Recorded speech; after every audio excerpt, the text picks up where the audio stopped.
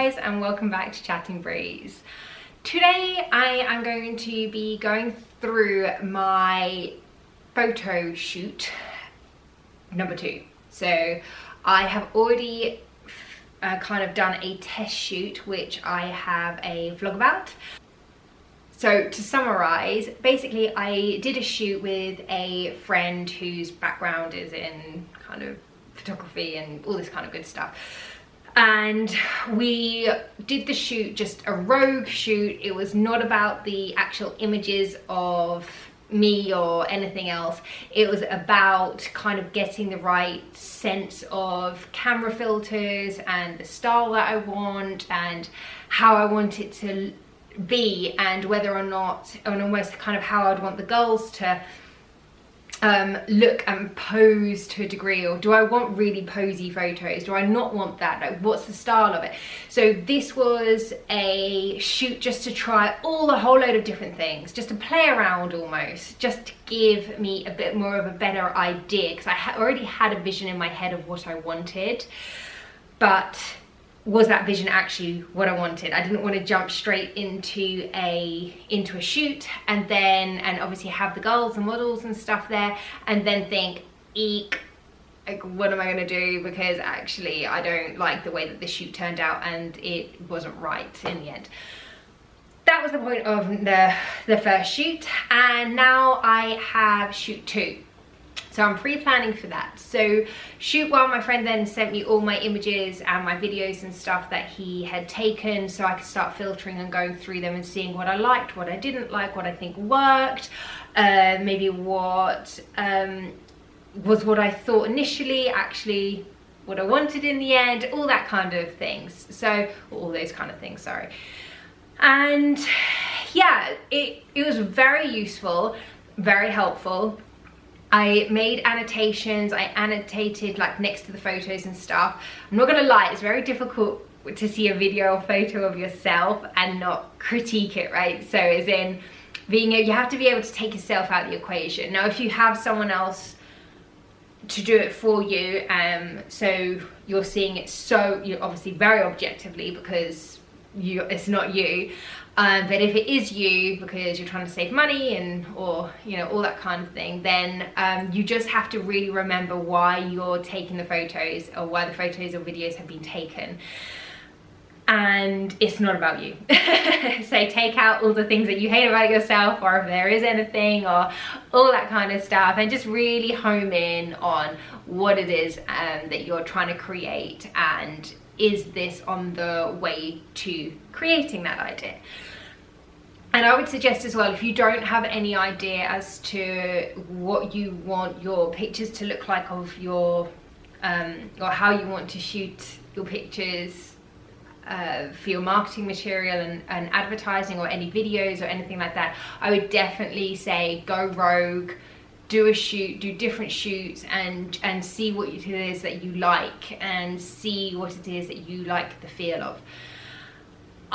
In the second shoot now, we are going to be going, and again it's going to be just all about focusing in on the things that I liked in the previous shoot. So I thought I wanted a very natural look.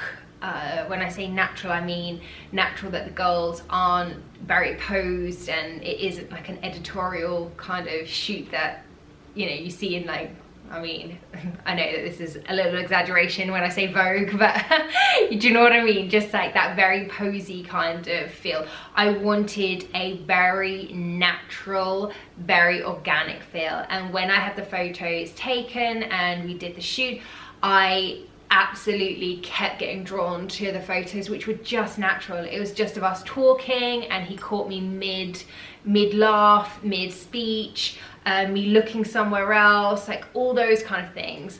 And yeah, I really realized that was the feel and the vibe that I want for my brand and for my first kind of release of my t-shirts and things like that. And the same with the video, very natural, very casual, very warm, not super high, glossy kind of airbrush look. I mean, the whole the whole point of personally for my brand is about being real, and it's about being organic with women, and it's about being the best version of yourself and feeling confident and comfortable in yourself. So to have a woman being represented in a high glossy kind of look, which looks amazing, doesn't represent my brand whatsoever. So you really do need to think about that as well and plan out, remembering what your brand is, who your audience is, who your target market is, and does what you're trying to capture link back to that, because it's so easy. Like, look, when my friend was shooting, I'm just going to be honest, like, you know, when he had done, you know, he did a few edits and stuff like that on some of the pictures just to show me what it potentially could look like.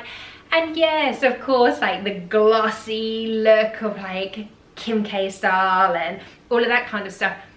Naturally, my eye was drawn to that because it's so what I'm used to seeing. It's what's on social media, it's what's out there on TV and all, you know, everywhere really. So yes, and it makes you look flawless, it makes you look absolutely fantastic. But that's the whole point of, you know, my brand. Is about not having to conform to that, and realizing that it is a photo, it is a video, somebody has done that in an edit suite. That is not reality. That is not really what I looked like. If I looked in the mirror and I looked at this and I looked at the images, it's like, well, hold on a second, like the two don't really match up. Or this is like the most perfect version of this. It's like, that's not real. That's not how I walk around every day. That's not what people see when they see me. You know, that's, yeah.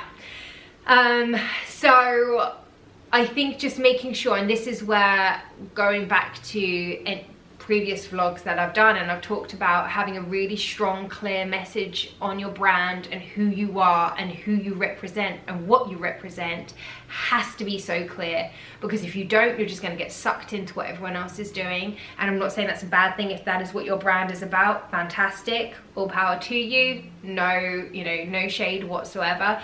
But you've just got to remember that your brand has to be about what it is that you are creating, and not what's already being created and what is already out there. Just be mindful of that, because as I said, otherwise it is easy to kind of get re-sucked into things. I mean, we're all, you know, as much as I know what it is that I stand for and what makes me happy and what makes me me, I am just, you know, a woman who also can just as easily get sucked into the whole, like, I should be looking like this, I should have hair like this, should have a nose like this, lips like this, figure like this, bum like this, boobs like that, like, you know, waist like this. Like, we all, I think you're lying if you say that you're not susceptible to it. Of course you are, but that's the whole point of what we're trying to do here. I don't want to be that person. I don't want to conform to every stereotype that is going. And again, please do not take this the wrong way, because if that's what makes you happy, fine. Like, you know, do whatever it is that you want to do or need to do for yourself. I'm just personally talking about also the other pocket of society who, you know, may not either have the money to pay for cosmetic surgery, or just doesn't want to pay for cosmetic surgery or change anything about themselves, but just wants to really be happy with who they are as a human being, and work on other parts of their life as much as, you know, their physical appearance or whatever it is that's come down to. Anyway, I digress. I shall get back on track. Well, digress. So yeah, you need to just be able to have a clear vision. So my next step, as I said, is to really home in on that. So we're going to be doing the shoot, almost like a mock shoot this time round, of what the actual shoot will be like when I shoot with the girls. So this will be kind of looking at location, this will be looking at time of day, so whether it'd be best to shoot in the morning, the afternoon. So we've already got down like the kind of style and the the style of the shoot and how I want the videos and photos to look. So this is now getting a bit more down to the nitty gritty of it. And then in my mind, when I'm on the shoot, I need to be bearing in mind, okay, so I have three women, which women would fit best in which place, in which area, in which situation. That's another thing that I have to think about. When I am going to be on location, like how is that going to flow? So if you're someone who can do storyboards, fantastic. I think that's an absolutely amazing way of being able to pre-prep. But if not, then what you can do is you can gather then all those images that you have, and you can print them off or do it online, however's easiest for you, and start scattering them around. So you start to create your storyboard for your last shoot, which is personally what I'm going to be doing. I'm going to be taking the images that we capture on the day and the videos and stuff, and start doing a bit of a timeline as to, okay, so this girl will shoot first. This is what she'll be wearing from top to bottom, because you've got to remember that. This is where we'll be. This is the time that we'll be at that place. And really start breaking it down. Girl 2, where is she? What's she going to be wearing? You know, time, all this kind of stuff. So you're just repeating that. So for the stills,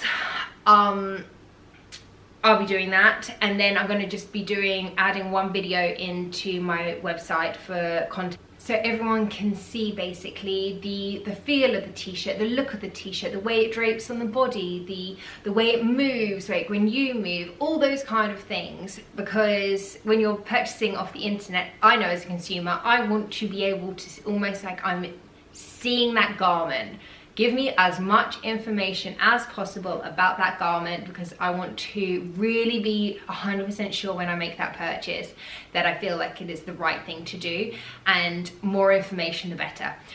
That's what I'll be doing for the website things. And then I'm also going to be doing one advert as well for my t-shirt line, which for me is the more exciting part because it's the more creative part of the shoot. So I don't want to give it too much away, but let's just say it is absolutely going to have a feel of women empowerment and women banding together and creating a community with one another to make ourselves feel so much better, and realizing that another woman is not your competitor, she's your friend. And just because, you know, she looks great doesn't mean that you don't, or you have to look crap. So I'm very, very excited about how that's going to turn out.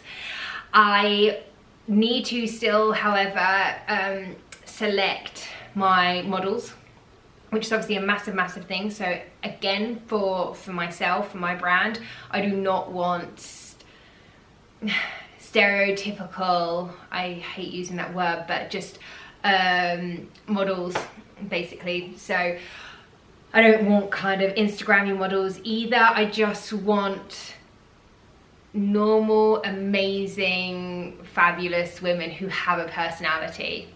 I want women who have a personality, because that's going to be so important for my content. The women are going to be, you know, talking in the content. I want their personalities to come out. I want to show some, you know, a woman who has a bit of sass. Like, we're so multifaceted that I want that to be shown in my advert. I want to show that mother who's wearing my t-shirt. I want to show that young go-getter who's getting my t-shirt, who's more career driven at that point in time. I want to show that woman who's like confident and happy, and she's going out with her friends, and she's like that life and soul of the party. You know, I want that the other edge of like the woman who's just quieter and just a little bit more of an introvert. Like, there's just so much to us, and there's so many different personality types, and just greatness. And I'm trying to capture all of that in the adverts, and the women it's so important, and such a kind of a big thing that I choose the correct women, and the correct women get on board for the advert. So yeah, I am very excited about that. I will bring you along, of course, to the shoot that I have, my second shoot, and just show you a bit of behind the scenes as to what we're fixing in and homing in on, and all that good stuff. And then of course on actual shoot day I will bring you guys along so you can see how it's all panning out and how it's all going to come together in the end. I will be as well in the final shoot, be helping my friend with the edit and stuff like that, because I'm a little control freak, and I will be wanting to sit in, and I want to choose things, and I want to have total control as to how everything runs and looks and feels, and where things should be cut, and where things things should be played over, and yeah, all of that is pretty important. So these are just things that I just feel like people sometimes haven't mentioned maybe before, and I just want to mention to you that, you know, sometimes going in guerrilla style first time round when it's shoot day without having had any pre-prep can work, absolutely. Maybe if you've had if you've had previous experience, then it will probably, you might be able to do that. But if you haven't, then even if you are paying somebody and so you can't afford to, so you're paying them for the final shoot, but you can't afford to do that obviously previously to do test runs with them, that's okay. You have a camera, you have your phone, right? Do that yourself. Like you can do your own mood board, your own storyboard, sorry, and you can do your own storyboard, and you can get a feel for what it is that you want and how you want it to be shot, and get a little bit more of a better idea maybe of angles and things like that, and location and stuff. This is all things that you can do yourself on another day prior to shoot day. So when shoot day happens, you have not wasted your money flapping around now trying to figure it out and sort things out. That's the last thing I recommend or want for you, because you're going to be panicked, and then potentially that could be extra money because now this is rolled into day 2 and you don't have the finances to pay the videographer or photographer for a day 2 shoot, or then you have to wait and save up or whatever it is. So yeah, I hope that has helped, and I will catch you guys next week. Bye.